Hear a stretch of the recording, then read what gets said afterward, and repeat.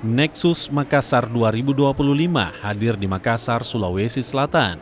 Pameran bahan bangunan dan desain terkemuka berskala regional ini untuk kali pertama digelar di Makassar dan diinisiasi mitrapabrik.com.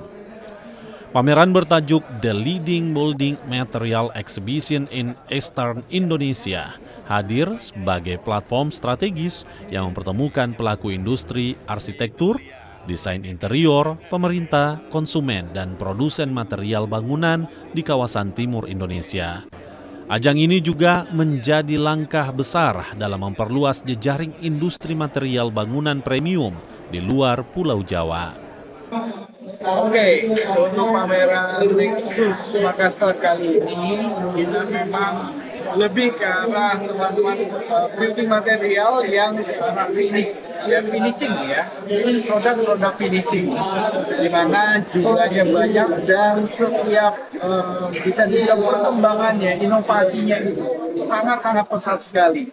Jadi kita pengen membawa ke Makassar ini supaya teman-teman Makassar juga bisa update produk-produk terbaru dengan desain-desainnya paling nggak terbaru lah. Nggak perlu jauh-jauh ke Jakarta atau ke Surabaya, kita yang ada dan kita hadir 2 hari.